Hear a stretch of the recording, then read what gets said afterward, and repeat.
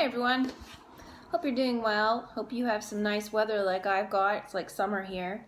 So I got the window open, and so it might be a little bit loud at times, but it's very nice out. Anyway, I wanted to talk a little bit about, so what are we supposed to do to quote unquote get out of here? I mean, we don't like the system, we don't like where we live, we don't like what's going on, and we got to figure out what to do to improve things or get out of here. And I don't have all the answers, but I will talk about what I do know up to this point.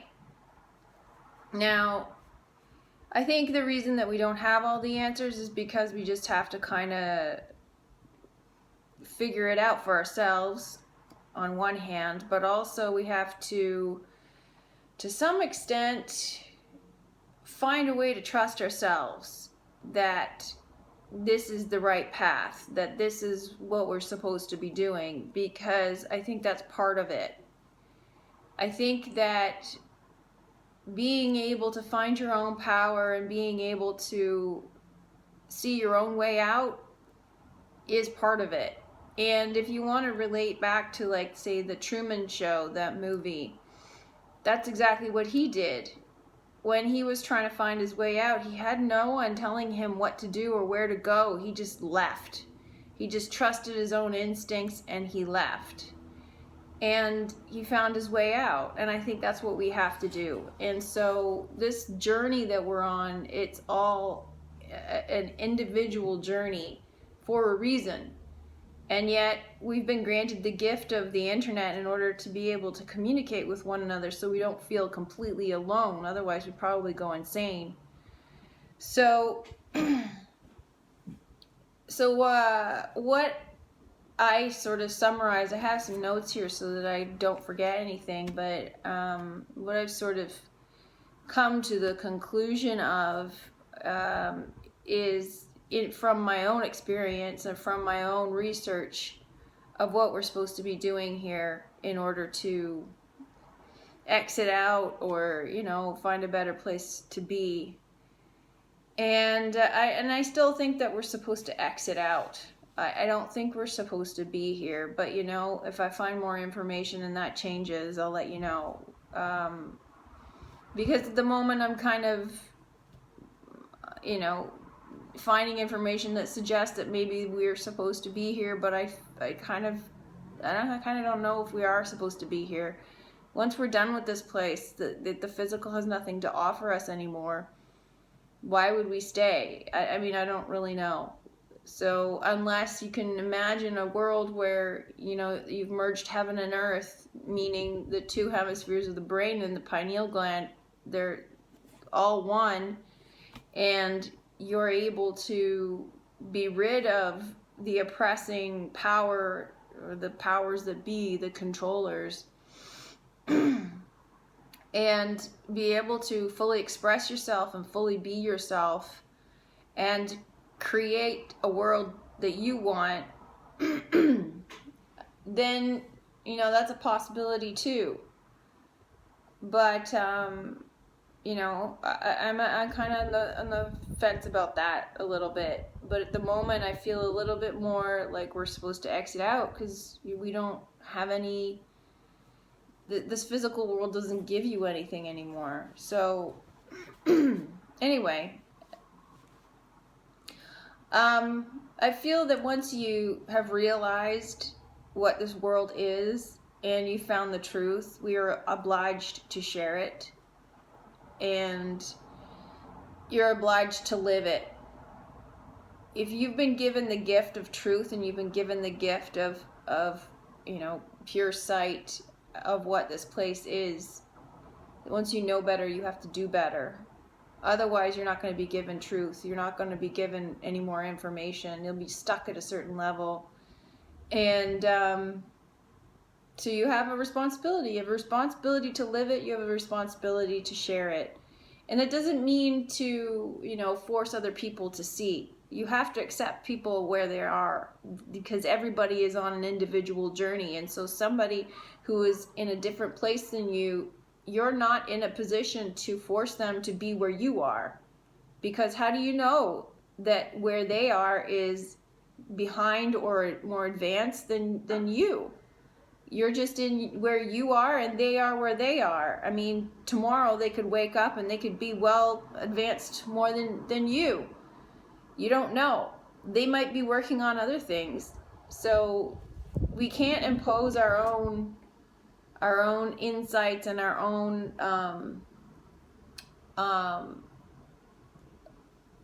perspective of where we think everybody ought to be.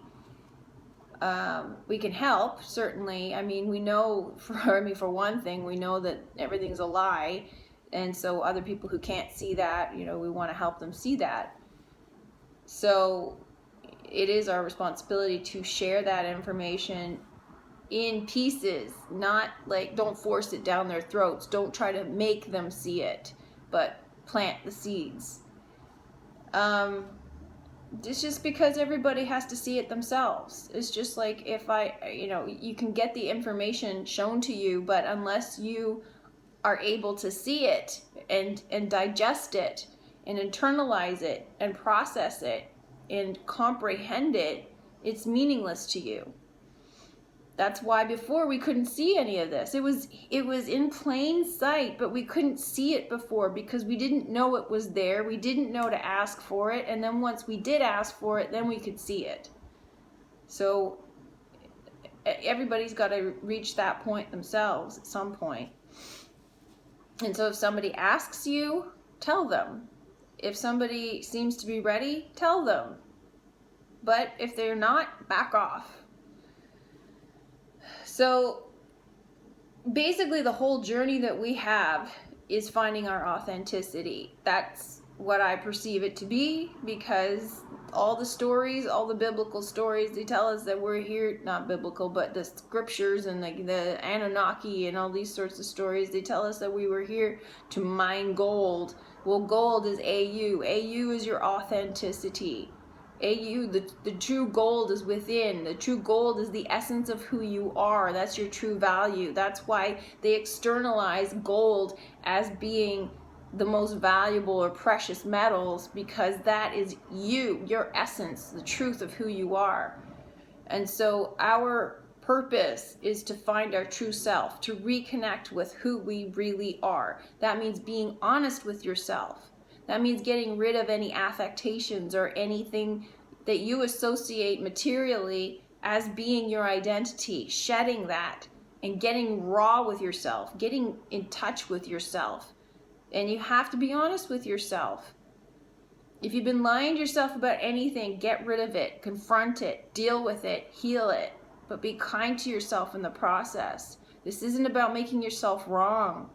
It's just about healing, because your whole purpose in being here and in following the path of the sun through the signs of the zodiac, the 12 labors of Hercules, is to discover who you really are and make yourself whole, heal yourself. That's following the golden yellow brick road, the yellow Fibonacci sequence, the path of the sun. So once you are aware of who you really are and you accept yourself wholly and completely, anything that you are not happy about yourself, that you beat yourself up over, you have to heal that. And that's what means by being honest with yourself. If there are triggers, if there are wounds, if there are unhealed issues from your childhood, if there are things that bother you, relationships you haven't healed, anything like that, heal them. And it doesn't necessarily mean you have to go and heal it with that person particularly. You have to heal it within yourself. So if there's someone who has wounded you in your past, maybe they're even dead now and you can't heal it with them, but you can heal it with yourself by forgiving them. And it doesn't mean that forgiving them does not mean that you make it okay for what they did to you. It just means that you let go of the pain that you inflict on yourself over what they did to you, because you're continuing to hurt yourself over something they did to you. So forgiving them, releasing that. If you don't like the word forgiveness, if you don't like the idea of forgiving someone for something that they have done to you, that they've inflicted pain on you, if you don't like that idea, call it something else. Say, I release myself from the pain that you have caused me.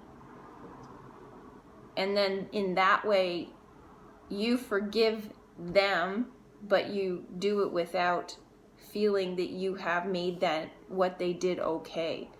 And do it until you feel a shift. Do it until you feel healed. Do it until there's no more pain that comes from thinking about that episode. And when you get to that point, perhaps you can start to see some good that came from it, no matter what it is. Just something, anything. And I know that some people have gone through tremendous trauma, horrific trauma, and it's incredibly hard to heal that, but you have to. Not for them, but for you. So that's a big part of what you have to do. And so this involves like introspection, doing the inner work. Inner work is all about healing. Inner work is all about confronting your fears, confronting the truth of who you are, being honest with yourself, dealing with your triggers, anything that comes up that makes you angry or upset or you take personally, heal those. And this is a process, but we're kind of running out of time here. So that's why I wanted to put these into, one video, because it's scattered throughout my videos. I have talked about this often, but I don't know if, I've wanted to make a coherent video that explains properly what doing the inner work is, because I don't think a lot of people still understand what that actually means. And, a lot of people do say that and don't actually explain it.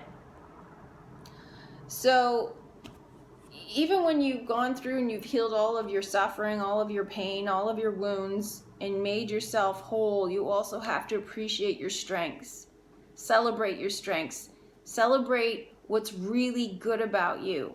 And love yourself. And actively loving yourself means putting yourself first. And a lot of people, especially people like us, are empathetic people.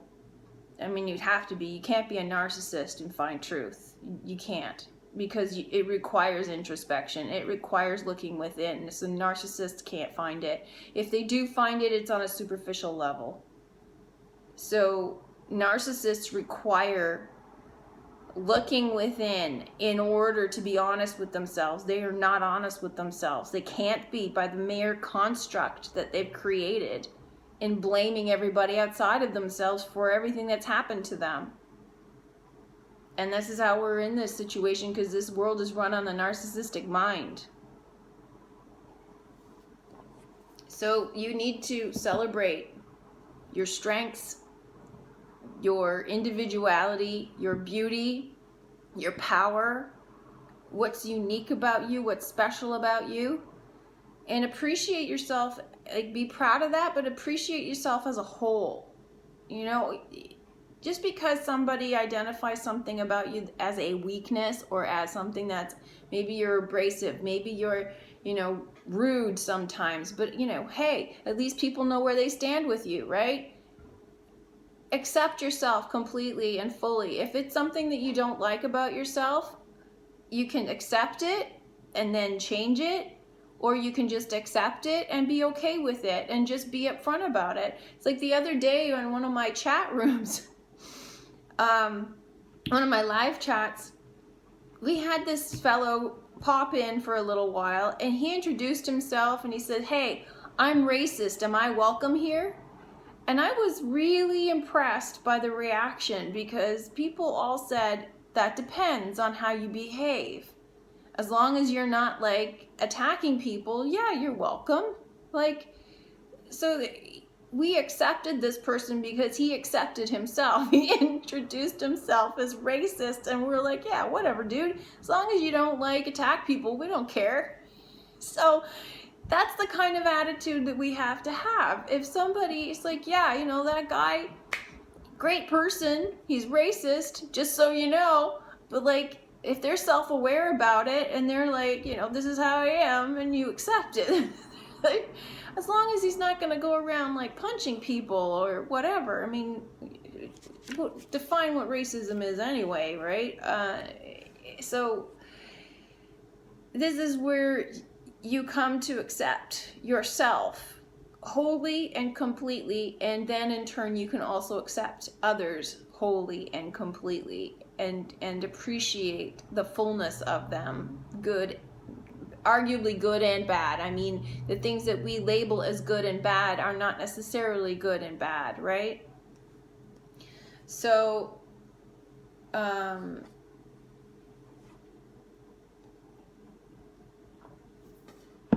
way I see the situation is that we are within this construct, we are sort of developed or created from the zodiac. You know, we're born at a certain time and place, and the signs of the zodiac kind of create our personality, and it gives us this sort of a little bit of order in what would otherwise be full chaos, because if we didn't have any definition whatsoever, then we would be everything, which we are everything. But here we are, you know, as we are. We're, you know, presented as we are. So we're not, I'm not that painting. I am not that wall. I'm not that light. I am this body. I have these personality traits. I have this physical representation.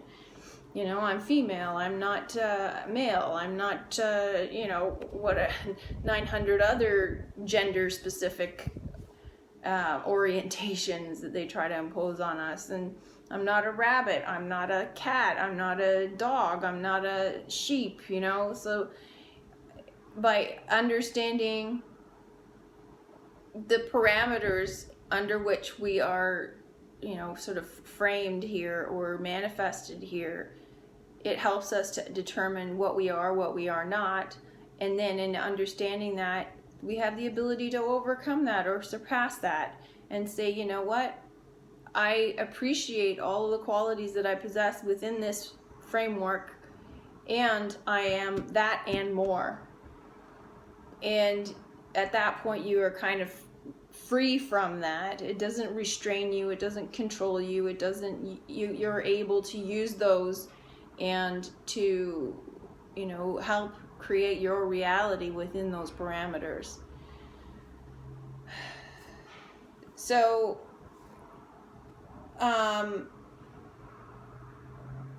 let's see here. Sorry, I'm reading my notes. I think one other thing that's really important is to clear your thoughts. See my notes. Clear your thoughts is another part of your inner work, is meditation. I've talked about this before, that your thoughts are not really your own. I mean, we've been programmed so much here that a lot of our thoughts come from the TV.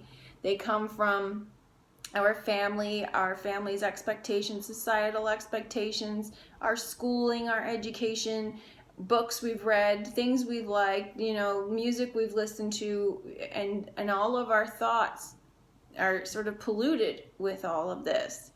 So if you are able to clear your mind of those thoughts and recognize that those thoughts are not your own, and you can do that through meditation.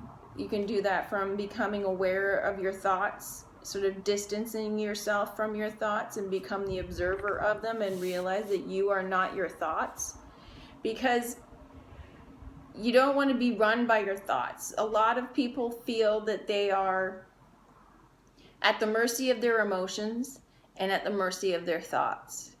And their thoughts get out of control, and that's when you start to get into depression, and your thoughts kind of run away with you because you feel you have no control over your thoughts. So you have to get control over your thoughts. And when you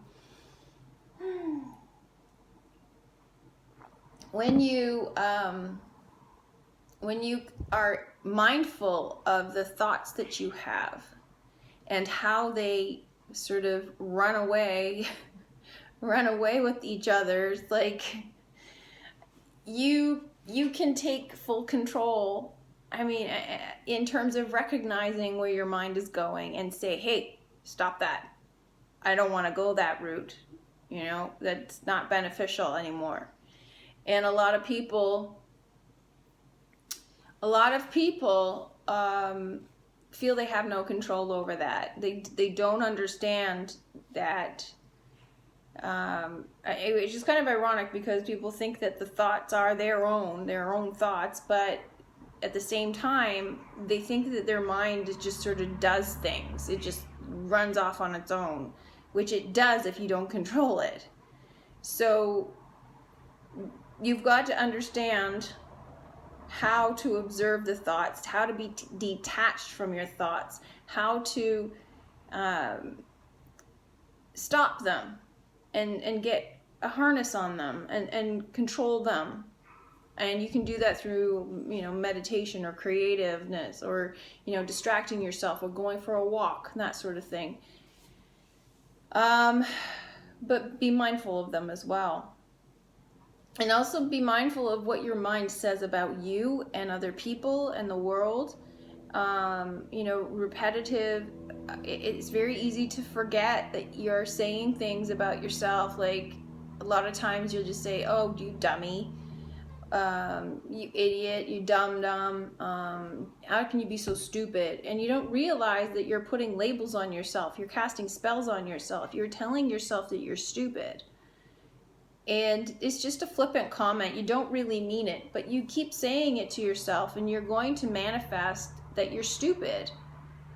Not that you're like low IQ or anything, but you're forgetful, because you're basically reinforcing the idea that, if you're clumsy, you reinforce that idea by calling yourself names. And if you are, if you say dumb things, or you put your foot in your mouth, or whatever it is that you don't like about yourself, that you call yourself a name, whether it's lighthearted or not, you're still reinforcing that behavior. It's basically NLP. And so neuro-linguistic programming. And so you need to be mindful of that, catch yourself when you do it, and stop the pattern and change the pattern. Stop calling yourself stupid, and then either replace it with something or just stop it altogether. It's easier to stop it altogether, but for some people, they need to change the pattern, so they need to say something in its place. So changing stupid to silly, I guess that could be a doorstep, like a stepping stone, but that's just as negative. So you could change it to, like, oops, haha, and not make it about yourself. And, change it to something that's not so personal. Whatever you do, don't make yourself wrong for having these thoughts. Don't punish yourself. Don't beat yourself up. This isn't about making yourself wrong. It's about healing. And so if there are things that you don't like about yourself, or things that you've done in the past that you've had a hard time forgiving yourself for, heal that and don't make yourself wrong for it. First of all, you've been put in a traumatic situation where people have brainwashed you into thinking that you're supposed to be a certain way and do certain things. And if you've done things because you thought that that's the way life was supposed to be and you're not proud of yourself, forgive yourself. You live in a satanic shithole. So, you gotta understand it's not your fault. So forgive yourself, don't beat yourself up, and let it go and move on. Make sure that you heal yourself completely from that, so that anytime you think about it, it doesn't give you this gut-wrenching feeling of guilt. It's not your fault. So whatever it is that bothers you, try to heal it. Don't beat yourself up. Move on. Big one about what you got to do here is to release yourself from everything that no longer serves you. Everything. If you are in a job that's killing you, change the job. And you don't necessarily have to change jobs. You don't necessarily have to quit your job. You can just change your attitude about your job. Figure out what it is you like about your job. Figure out what it is that you really want to do. What drives you? What makes you passionate? Once you've figured out who you are and what your strengths are and what you like to do, it should be relatively easy to figure out what you want to do in this world, whether you get paid for it or not. Whatever it is, if you say, you know what, I like carving things, and say you don't have a job that involves carving things, but that skill can be transferred into your job. It's attention to detail. It's looking at curves. It's looking at lines. It's paying attention to material and the lines in the material and being very tactile, and whatever it is specifically about that skill or about that trade or that creativity that you like can be transferred to something else.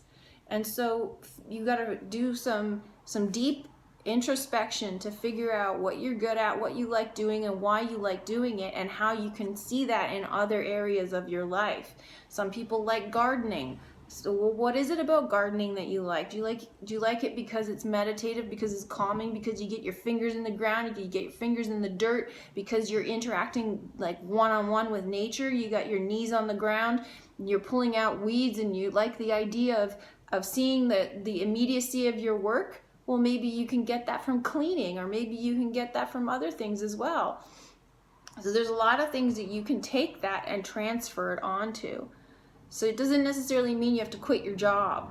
So don't do anything that you can't handle, right? But you do have to pay attention. If that job that you're doing is destroying you, figure out what you got to do, what you want to do, and allow that to come into being. So same with relationships. Doesn't mean you need to break up with somebody, doesn't mean you need to get a divorce or whatever, but change yourself first. You got to change yourself first. So if you're in a relationship that's not working, well, okay, if the person's a narcissist, get out now. Done. Do not have relationships with any narcissists. Get them out of your life, period. If they're your parents or whatever, then figure out a way to deal with it. But, if you can't deal with it, get them out of your life. Narcissists are never going to change, never going to heal, and figure out who narcissists are, how they operate, and heal yourself from narc abuse, because most people have encountered narc abuse, especially empaths. Anyway, if you're in a relationship that's not working, heal yourself first. Figure out what it is, what kind of relationship you want. Figure out what kind of person you want to be in a relationship with, what kind of person you want to be in that relationship. How does it make you feel? Focus on how the relationship makes you feel, and feel that. And then it will either come from your existing partner, and if that partner cannot accept you for that change, and it's a positive change, obviously, because you wouldn't change for a negative, then a new partner will come into your life, or that partner will drift out, and maybe you don't want a partner. That's okay too. So, lifestyle, diet, habits, bad habits, like say you've always wanted to quit smoking, or maybe you want to get more exercise. Start all of that. Clean up your lifestyle, clean up your diet, clean up your habits, clean up things that no longer serve you. If you have a house full of clutter, clean your house. Cleanliness is next to godliness, and there's wisdom in that. Make sure that your place is organized, and clear out stuff that doesn't serve you. Either give it away, donate it, sell it, whatever. Just get rid of it. Another thing that you need to do is to cut ethereal cords. If there's certain things in this world that are sort of tethered to you, that's sucking energy from you. So say, for example, you were in, like I said, if you were in an abusive relationship, or if you were in a narc abuse relationship, or if you were in any kind of relationship that you still feel that you have connections to, that you still think about or obsess over, or something that is like you have regrets over. So say you keep thinking about an ex-boyfriend or an ex-girlfriend from the past, and you keep wondering what if. Cut the ethereal chords. I've talked about this before. There's videos on YouTube on how to do it, but basically you just visualize where the connection is coming to, and then you just physically, you thank them for the experience they brought to your life, and then you visualize that cord leaving your body, and then you heal where that cord was. And then when you feel the energy shift, it's done. And you shouldn't have to do it again. It should heal. It should be gone. If it isn't, then do it again. Just keep doing it until it's gone. And sometimes it's them. Sometimes they're the ones that have to do it, or something else has to happen for that to leave. End contracts with entities. I know it sounds weird, but this world is weird, and there's a lot of things that we really don't understand about this world, and a lot of times the way that this world works, they have mind controlled us into making contracts with entities, and some of those can be benevolent, but some of them can be egregores that they created, and some of them are fine, they're beneficial, they serve you, but others do not serve you. And I got a piece of fluff on my mouth. Anyway, so if you can figure out that you have, whether you think you've made contracts with entities or not, there are videos on YouTube that tell you how to end contracts with entities. But basically, again, what I did was I meditated, and I just said to the universe, I end all my contracts that I entered into here and now with any entities in this universe and in perpetuity or whatever. And I just ended all the contracts. Now, since then I might have made some new ones, but I don't think that they are anything other than benevolent, because I don't think that I have any negative ones. And so, in understanding how this universe works, like if you're wearing logos on your, say you like Under Armour or whatever, you're making a contract with Under Armour. I mean, it sounds a little bit superficial and weird, but you make contracts all the time and you don't know it. So you're feeding an entity basically, and it gives you benefits in return. So if you've made agreements, so say for example you pleaded with God and you said, I swear to God, if you give me this, I'll give you this in return. End it now. Those are the most dangerous ones, because you've made an agreement with an entity and they are siphoning something from you, whether you are aware of it or not. So end it. And again, do your research on how to do it properly. Okay. One thing that I think is important in understanding is that you're not wrong for the things that you did wrong here. First, again, don't make yourself wrong, because we were tricked into a lot of things because we didn't know where we were, we didn't know what was going on, and they told us a whole bunch of lies and told us to do a bunch of things that we otherwise wouldn't do. So you're not wrong for those things. The things that you are wrong for is when you have an opportunity to do something beneficial for someone or beneficial and you don't do it. If you have the opportunity to help someone and you don't help them, then that is something that you're going to be wrong for. So again, I feel like you can't beat yourself up for that either. You've got to heal that, and you've got to either atone for it or, just heal it within yourself. And then if another opportunity like that comes along, do something about it. So, I'm talking about, like, say for example, the truth, but you don't tell anybody. That's one thing. If you see somebody struggling with a bunch of groceries and you don't bother to stop and help, and you're in a position to be able to help, and you just sort of walk on by, then that's something that you could have helped. Just things like that. I still don't think that's, you can't beat yourself up over it. I think now that you're aware of truth and what this place is, I think that you can better, you can do better. But I don't think that there is anything here that we should really beat ourselves up over. I don't think it's fair. I don't think it's right. I think that once you know better, you do better. And I think that the most important thing is that you heal yourself and make yourself whole. I think you got to understand as well that it's not your responsibility to save other people. It's your responsibility to share the information that you have, and then if that person chooses to take it or not, that's up to them. So your responsibility ends where theirs begins. So if you're responsible for what you say, what you do, and how you behave, so like how you react to what somebody else gives you. So you are not responsible for how they react to you. If they react in a way that is out of line with your intentions, you do have an opportunity to correct that.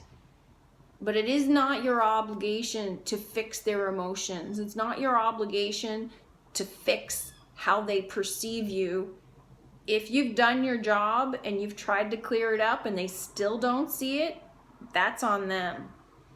So say for example, like you've spoken to somebody and you said, I don't know, can you come help me over here? And they didn't like the way you talked to them because you were angry or whatever, and you say, I'm sorry, I didn't mean to, demand that you come over here, and they're still upset about it. You've apologized, you've done your job. They chose to still be mad about it. That's on them. Right? So, I mean, you could still say, hey, come here and help me. And they could come over and help you and not think anything of it and not be upset at all. So it's their choice to get upset about it, whether it's voluntary or involuntary. Sometimes it's just a trigger. So if you've cleared it up with them and said, hey, I'm sorry, I didn't mean to order you around. And they're like, yeah, it's no big deal. Just don't do it again. Whatever. Because we're all going through shit. We're all trying to deal with our own shit. So you just have to understand where your responsibilities end and theirs begins. You can't fix their problems for them. You are your own savior. They are their own savior, right? So like I said, you have to be honest with yourself. You have to tell the truth. You have to be kind. You have to be loving, not just to yourself, but to other people as much as you can, as best as you can. And I think as well, like knowing when silence speaks volumes. Like if you're trying to, because we have an obligation to tell the truth with people. We have an obligation to be honest with people. There's a way to go about it. You don't have to be mean about it. You don't have to be blunt about it. But there comes a time where you have to understand that some people aren't ready to hear it, and you can gauge that. And if somebody's not ready to hear what you have to say, silence can speak volumes. You just don't say anything at all. You don't have to get defensive. You don't have to say, what, you're just not ready to hear it or whatever. You just sort of gauge the situation, and saying nothing can help too. Confronting your fears is a big one. So if, for example, you have a fear of speaking in public, that's something that is an indicator that is something you have to do. Because it is going to cause you to grow in a positive way. So if you feel, oh, I could never, sing in public, go and do it. And, give yourself permission to suck at it, because that way it doesn't matter, but you've done it. You know, you've stretched yourself. You did something that scared you. And the more that you do something that scares you, the less fear that you have, the less control anything can have over you, because you don't have any fear anymore. And so if something is scary to you, and I realized this when I was younger, the idea of moving to London, because it was such a big city, scared me. And I knew that I had to do it because of that. And once I got there, I was like, what was I so scared of? There's nothing to be afraid of. It's just like little pockets of small towns all strung together. So once you actually do the thing that you're afraid of, most of the time you don't understand what you were so afraid of, and it's not as scary as you thought it would be. So if there's something that scares you, go and do it. Well, depending on what it is. Like, you know, if you're afraid of spiders, you know, within reason, nothing that's going to hurt you, nothing that's going to, we're talking about like psychological fears here. We're talking about things that prevent you and hold you back in life. We're talking about those sorts of fears. I'm not talking about fear of heights necessarily. Like, I mean, it may be fear of heights as long as you're in a safe place, but don't go jumping out of planes. Don't go like doing anything dangerous. Don't go risking your life. That's just nonsense. You know, you've got to do things within reason, and don't put your hand in a vat of scorpions or something. It's just sheer stupidity. I think the biggest thing as well is to detach yourself from the material world and understand that it holds no real value here, because, and it's a very difficult one to do, because if you, let's say you saved up, let's say that painting cost, I don't know, $500 or something, and you saved up and you really love that painting, and then you come home one day and somebody stole it from you, or they slashed it, you'd be upset. But it's just a piece of material. It's just, some glass and some wood and some paint on a piece of paper, but, you valued it because you put a lot of time into the money that you raised in order to pay for it, and you really like it. You really appreciate it. So you've put love and attention into it as well. And then in that sense, you feel a little bit like it's a personal attack because you've put all that love and attention into it. So now it's become part of you. Well, that's just ego. You've attached it to your ego. It's not really you. But it's a very difficult thing. Like, if somebody stole all my furniture, or like as little as I have, it's what I have. It's the only thing that I have. Like, I would be upset by it. But in understanding that it's just things and it's replaceable, you are able to detach yourself from the things. The things cannot own you. And so this idea of materialism and consumerism and capitalism and all of this stuff has got to go. The biggest thing that we need to do moving out of this reality into the new reality is to change the mind, because we cannot create a new world with this mind, this narcissistic lack mentality, money grubbing, greedy, low vibrational, desire based mind, because we're just going to create the same system all over again.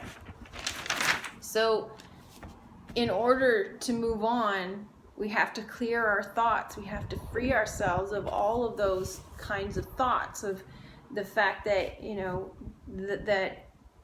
that everything is scarce. The fact that, other people are evil or out to get you, or other people are, they're horrible beings. We have to heal that. And in healing yourself, you heal other people. You heal how you react to other people. You change a lot of things by changing yourself. So you think you can't do anything. You think you don't have any power. But in doing that, you have tremendous power. And if there's anything that I have recognized in the last few days, it is how much power we have. And it's only just beginning. And I can feel it from you when I talk to you in the comments. And it blows me away how truly powerful we are, how much love we have, and how strong you are. I can feel it, and it excites me. It excites me so much how powerful we are, and that power is growing. And once you've done all this work, once you have come to the point where you are strong in yourself and no one can shake you, you can get all the triggers come at you, you can get all of the antagonism, all of the, you know, the irritations of this satanic world come at you, and it doesn't move you. That's where you gotta be. That's where you have to get to. And when that happens, you're unshakable. And I think that's where we have to go. So when I've realized that so many of us are getting to that point, naturally, this energy is building and it's getting stronger.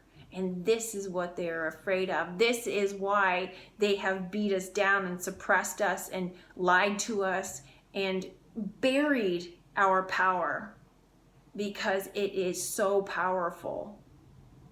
And so you got to prepare yourself for it. Prepare yourself for your own power and your own strength, because it's coming and you got to be ready for it.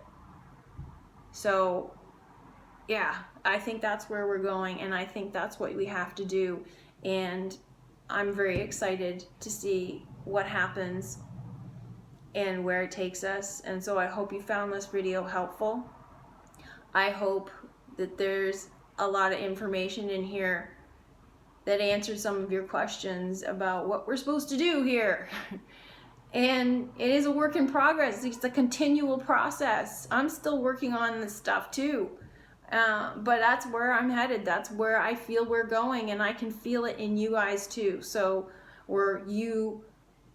all of you. I don't like the word you guys. It's masculine. So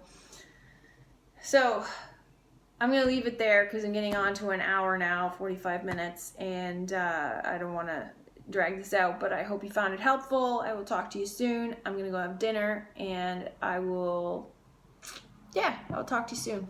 All right, bye.